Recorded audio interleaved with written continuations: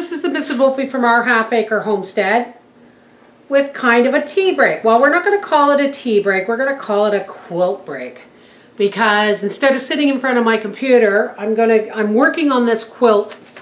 I want to get it done, but it's going to take me a few more months because I don't always have time to sit down and work on it as I would like. And that's what I've been doing lately. I mean, everybody's asking where I am and why I'm not putting out more videos. You know, this stuff you've seen. You've seen me tell you about this quilt. Well, these things don't get quilted overnight. Not when you're quilting by hand.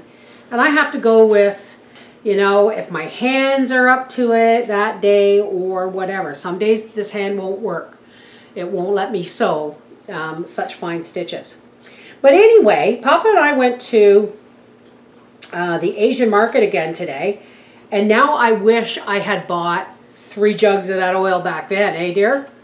That sunflower oil that I got on sale for $7.99 is back up to $12 a jug. But I did stock up. I did get some more because for the fryer, if I can drain the fryer and it'll filter it, but I want some oil for frying savory things and some oil for frying like things like donuts and stuff. And we're not going to say donuts too loud.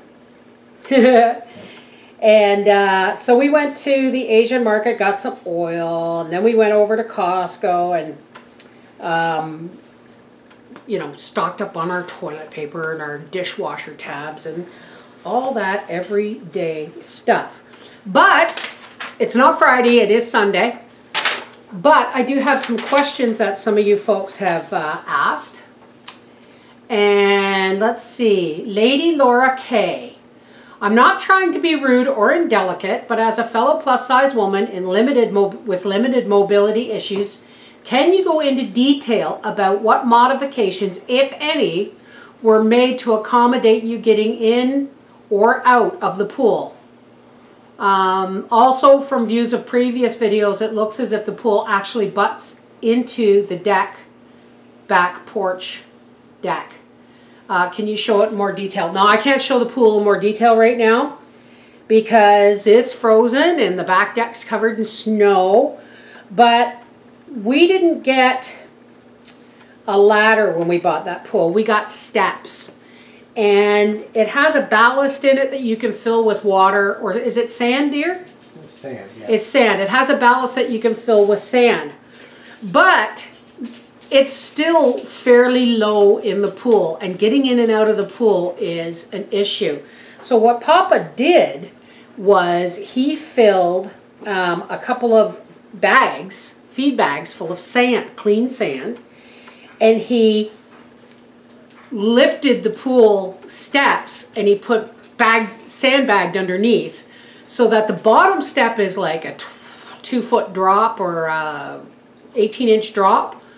But that's okay. By the time I'm on the bottom step, I float. The top step is now almost even with the deck. So getting up onto the bottom step is great, is easy, but when you're getting out of the pool, pulling yourself up onto the deck from a lower step is a lot more difficult. So Papa raised the stairs for me with just sandbags. And yes, it is butted up against our deck because, well, that's the way Papa built the deck. He built the deck to fit the pool so we don't have a lot of scary edges, you know, stuff like that. So that's that question. From Don D'Angelo. Hi, Mrs. Wolfie. We love your videos. Why do you name your animals that you butcher? Naming them seems like they're your pets. Looking forward to hearing from you. Well, we've answered this before, but I mean, just because they're going to be food, it doesn't mean that they don't deserve to be, you know, treated with love and dignity and pets. Yes, there is a fine line between pets and food, but in the past, people have always figured, you know, they've got to harden themselves into, you know, so that they can butcher these animals. No, you don't. No, you don't. You just never forget what they're for. And most of the animals I name are animals we're going to be keeping for more than one season because they're breeding stock, like our goats. like our breeding turkeys and our laying hens. Of course they get names. Most of our foods, Buddy or George. Pretty generic. Yeah, that's true. When we're raising pigs, they're usually called Pork and Chop or Big Pig and Little Pig, and because there's always one bigger than the other. And any male goats that we raise, they're usually called George or Buddy because they're pretty generic. So, you know, we love them. We really do. Right next to the potatoes and gravy. Okay, I live in Zone B3 in Lac. Now, in somewhat, I can't pronounce it, Humqui, Quebec, for non-GMO sugar beet seeds. Good luck. Good luck. The last I heard, I got them from, I believe it was Baker Creek Heirloom Seeds, but even still, they say there are no true sugar beet, non-GMO seeds left because they've been contaminated, just like the beans and the soybeans. So, and I think I tried to grow them once. It didn't do very much.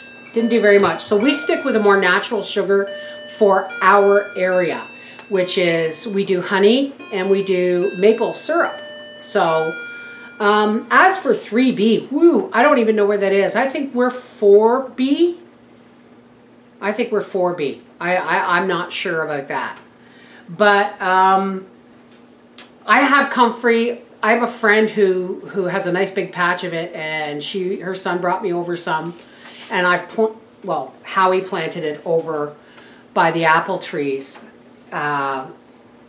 It's one of those invasive plants. If you can get it, don't plant it anywhere. It's like mint. Don't plant it anywhere where you may want to till up or plant other things later on because they will take over. So I think that's all I have for questions. So anyway, that's what's going on. I've been doing some quilting and power watching. Well, not power watching, but when I sit here at the Quilt Frame, I watch Grey's Anatomy on Netflix. And the truth of the matter is, folks, there isn't a whole lot to be done. Oh, our skins. No, you don't want to pass me one of those skins. I'll show you them another day. What happened is after we scraped them and we pickled them, I did not have the hand power to do any of the stretching. So we just let them dry on the drying rack, and they're as hard as board.